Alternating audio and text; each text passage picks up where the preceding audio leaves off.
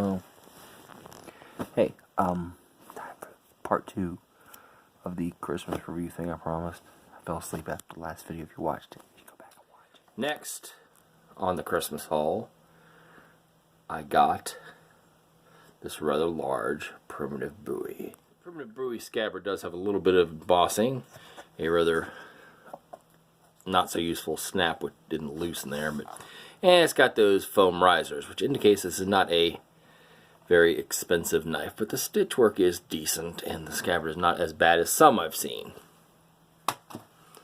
Moving on to the actual knife itself, and this thing is quite large. If you see, my hand is not huge by any stance. I have a fairly small hand, but that is still quite a beast of a knife, and it's most similar to the one that Windlass makes called a primitive Bowie, except the guard on that is a different style. This style of guard looks more like the guard on the Windlass Mexican Bowie, but called primitive Bowie. Now this is, oh good lord, I don't know, probably 2.5 inch wide blade.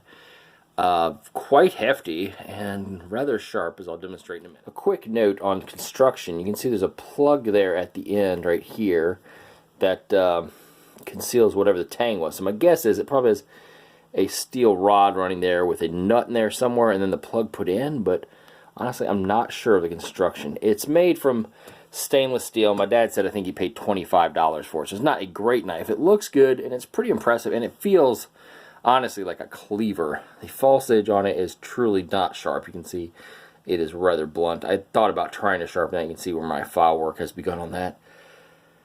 On knives like this, I've often heard people say that brass strip on back was to help trap blades or some such nonsense. I am highly skeptical of that. I think what it's personally for is when you baton with a knife, which is where you take the knife like this, put it in wood, and hit the back end with a stick to use it like a wedge to split wood. I think it's just to protect the back edge of the knife when batoning, is my honest opinion, because a big knife like that is useful in combat, but it is certainly a tool first, especially for the mountain men who probably carried large. One of the issues with cheap scabbards is they put the, even though they're kind of nicely decorated there, the holding strap is a bit loose. As you see, it's far up the handle. It should really be around the bolster, because otherwise you get this problem, because there is no retention with the scabbard and it sort of flops back and forth.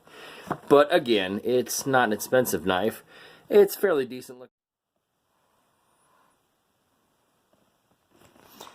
Okay, well, that was part 2.